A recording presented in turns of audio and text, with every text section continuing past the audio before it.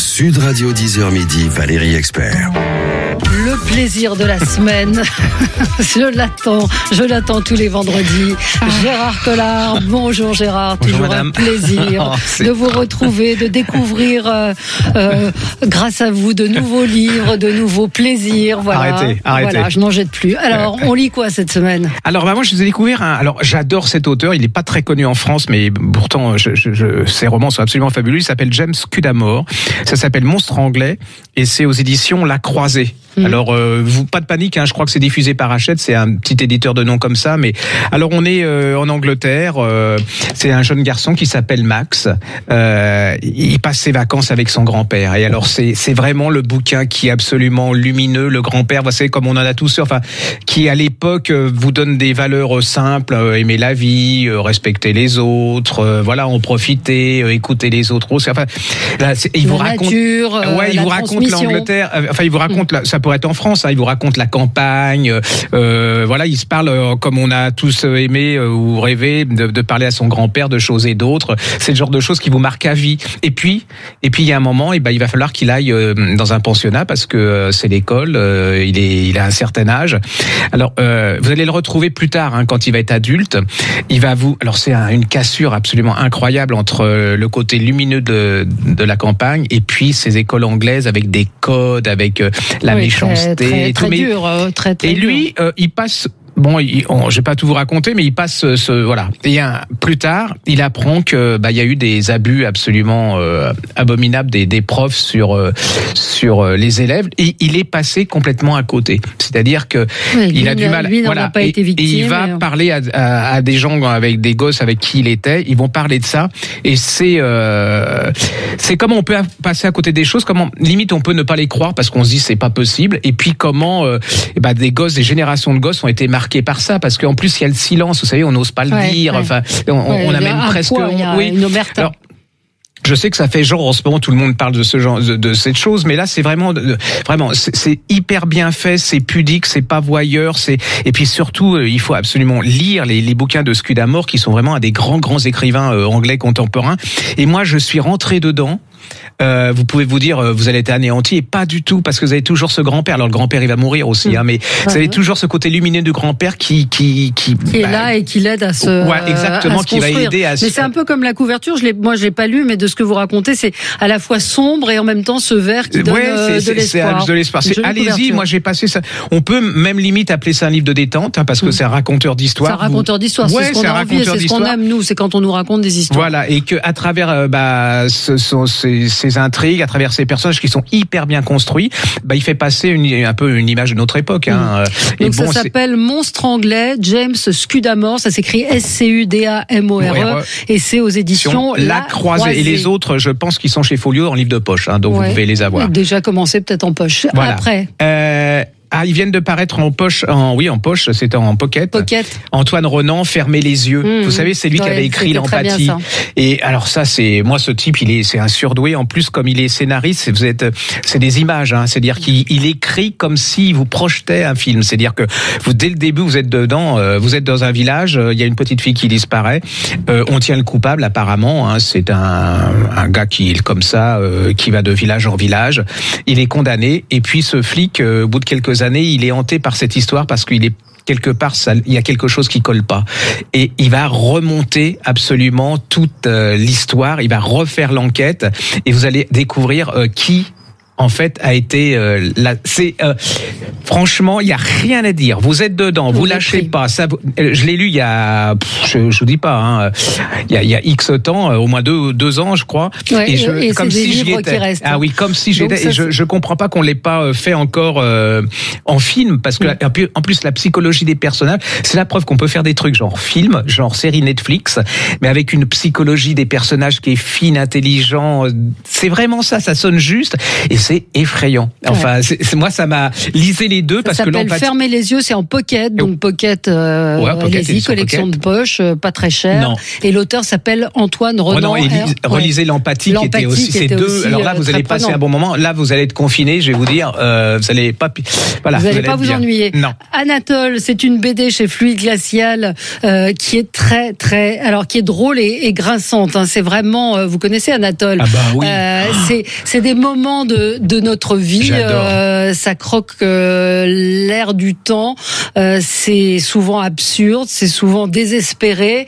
Ça fait sourire, ça fait réfléchir. C'est comme la couverture. Oui, c'est comme la couverture. C'est des petits spermatozoïdes. Allez, Jean-Michel, t'es le meilleur. Comment tu sais qu'il s'appelle Jean-Michel? On s'appelle tous Jean-Michel. Attendez, j'ai toujours cru que je m'appelais Josiane. Non, c'est moi, Josiane. Bon, ça c'est génial. Et puis il y a ce grand-père avec son petit-fils. Alors c'est bien, t'as ton diplôme. Qu'est-ce que tu vas faire? Déprimé, pas trouver de travail, stressé de démarrer un premier boulot, angoissé, perdre mon boulot. Le grand-père dit t'as toute la vie pour toi. Il dit oui, j'essaye d'éviter au fait que de devoir travailler 45 ans pour espérer toucher une petite retraite et de faire un burn-out, de devenir aigri, de perdre mes dents. Et donc le grand-père lui dit oui, il faut savoir se laisser une part de surprise dans la vie. Non, mais je trouve ça génial. Franchement, à chaque fois vous lisez, c'est des histoires de couple. Voilà. C'est bien vu. Hein. Un homme qui dit à sa femme, je me ferais bien faire son tatouage tribal sur le bras. Elle dit ah bon, c'est nouveau, pourquoi? C'est pour me sentir différent. Et après c'est quoi? Tu vas te laisser pousser la barbe comme les copains pour t'afficher ta singularité. Allez, laisse-moi filer, je te laisse finir ta salade de quinoa, je dois filer à mon cours de feng shui. C'est génial. C'est une photographie de la société incroyable. L'auteur s'appelle James. C'est très très drôle, c'est chez Fluide Glacial. Enfin, c'est drôle, grinçant, acide, mais très bien vu sur notre société. Il fait passer plein de choses, mine de rien, en vous faisant sourire. En plus, il parle de nous un peu parce qu'on a tous des penchants, des petits défauts quand même. Là, j'ai découvert un bouquin de Ryoko. Oui, Ryoko Sekiguchi. Ça s'appelle 961 heures à Beyrouth et c'est aux éditions Paul. Enfin, POL, oui. Lui, c'est un auteur assez connu. Hein. Il avait fait un reportage comme ça, un livre reportage. Et là, il est invité à Beyrouth. C'est après la Révolution, avant l'explosion. Et il est invité à Beyrouth par la Maison des Écrivains pendant 1 mois et demi pour écrire sur Beyrouth. Et là, alors franchement. Alors c'est assez extraordinaire parce que quand lui il est japonais et alors quand il dit aux Japonais je vais à Beyrouth, alors les gens c'est fais attention, tu vas passer un mauvais quart d'heure. Et quand il parle à un Français quand il parle aux Français dit qu'est-ce que t'as comme chance, c'est une ville extraordinaire, c'est la dichotomie entre les deux. Et là il va vous parler de Beyrouth à travers entre autres les recettes, c'est-à-dire que c'est la cuisine libanaise qui est certainement une des meilleures au monde, enfin la cuisine orientale. Et alors c'est incroyable parce que vous y êtes, c'est-à-dire que alors moi je suis plutôt micro-ondes. Vous voyez ce genre de truc, je suis un peu un barbare et un rustre. Et là, j'ai envie, quoi. Et alors en plus, il vous décrit merveilleusement bien Beyrouth parce qu'à travers ses recettes, vous ressentez c'est une femme, hein. Oui. Ah, c'est une femme. Je suis toujours parce qu'il y a un os, je suis resté. Voilà. Donc, vous voyez, c'est quand même les femmes. Voilà. Et moi, j'ai ressenti cette ville. Alors, ça m'a donné déjà envie d'aller dans un resto libanais. Mais en plus, elle vous fait ressentir tout ce qu'il y a de grave, tout ce qu'il y a de joie, Moi, je trouve que c'est presque mieux fait qu'une étude sociologique ou un grand reportage. Comment à travers la cuisine, on va découvrir la société. En plus, c'est super bien écrit. Vous accrochez, c'est par petits chapitres. POL, c'est pas forcément ma tasse de thé, mais là franchement allez-y, c'est pas comme la couverture elle est un peu tristounette. C'est les couvertures de POL, je reconnais ça, mais... c'est plein de c'est plein de couleurs, c'est plein d'odeurs, 321 micro-chapitres qui font référence chacun à une recette. Voilà, et bon alors c'est pas que les bons côtés de Beyrouth, hein, c'est pas que de la joie de vivre et tout, il se passe des catastrophes à Beyrouth, mais allez-y, c'est une franchement c'est hyper bien fichu. Très bien. Bientôt minuit, Marie Pavlenko, c'est paru chez Flammarion. Alors vous aimez bien vous les histoires qui parlent des personnes âgées. Là, c'est Emma et Lucien. Alors, ils se sont connus il y a très longtemps. Ils se sont aimés en secret. Et puis, la vie a fait que, ils se sont séparés. Ils sont perdus de vue. Ils se retrouvent, en tout cas, après avoir chacun perdu leur conjoint. Ils se retrouvent dans une maison de retraite. Et c'est un livre très, très lumineux parce qu'il montre que les personnes âgées, même en EHPAD, peuvent avoir des sentiments, peuvent être heureux, peuvent être amoureux, et que, rien n'est jamais fini. C'est un livre lumineux, vraiment. On le lit, on le lâche pas. C'est vrai qu'on se ça pose des questions sur nos aînés, sur les personnes âgées, et de pas les traiter comme des morts en sursis, de la société. Voilà, ça c'est tragique. Et c'est vrai que c'est vraiment beau, très très beau livre, un roman qui donne de l'espoir et qui s'appelle Bientôt minuit, et l'auteur s'appelle Marie Pavlenko chez Flammarion. J'ai beaucoup aimé ce livre. C'est marrant que vous me parliez de ça parce que j'ai découvert et j'ai adoré le bouquin de Nathalie Saint-Cric qui s'appelle Je vous aiderai à vivre, vous m'aiderez à mourir. C'est chez l'Observatoire. En fait, on est dans les années 1920 et il y a Clémenceau, il a 82 ans. Il y a une femme qui vient le voir parce qu'elle voudrait écrire un livre. Elle est éditrice. Elle a 42 ans. Elle est, je crois que de Lorraine. Elle est mariée à un intellectuel, grande bourgeoisie. Et là, ils vont s'écrire plus de 600 lettres. Ils vont tomber amoureux. Alors c'est pour ça, elle a perdu sa fille. Elle est un peu désespérée. Et c'est pour ça que lui, Clémenceau lui dit, je vous aiderai à vivre. Et elle lui dit, vous m'aiderez à mourir. Et c'est l'histoire de ce personnage. Alors Clémenceau n'était pas forcément sympathique. Hein. Il a permis de gagner il a aidé à gagner la guerre. C'était un coureur de jupons. Il avec sa femme, il était plutôt absolument abominable. Mais alors c'est un portrait. Alors comme on dit, 82 ans, on est toujours amoureux. C'est écrit merveilleusement bien. Elle retraduit exactement ça. Puis vous avez le Clémenceau en même temps. Oui, vous écrivez un Clémenceau politique, où il tuait les gens d'une phrase, où il était absolument méchant. Enfin, il pouvait être très dur, très méchant et tout. Allez-y. En plus, Saint-Cric, elle écrit. Elle écrit très bien. C'est la journaliste politique de France 2. Oui, mais les journalistes parfois ils écrivent comme des journalistes. Et là, je trouve qu'elle a un style et que c'est vraiment hyper bien. J'ai été complètement eu par ce bouquin. Et voilà. Donc ça s'appelle. Ça s'appelle Je vous aiderai à vivre. Vous m'aiderez à mourir. C'est un peu, on pourrait se le dire tous les deux. Et puis Nathalie Saint-Cric à l'Observatoire. Ouais, écoutez, très bien. Et puis le livre, là, le gros livre. Ah oui, alors n'ayez pas peur. C'est, alors vous dites, on est confiné, machin, et trucs. Non.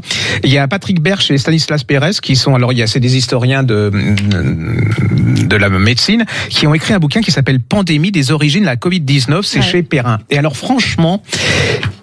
Les gens intelligents peuvent être clairs, et puis avoir un style. C'est en fait toutes les grandes épidémies. C'est par chapitre, depuis la préhistoire jusqu'à nos jours. Ils vont décrire, c'est des bouquins d'aventure.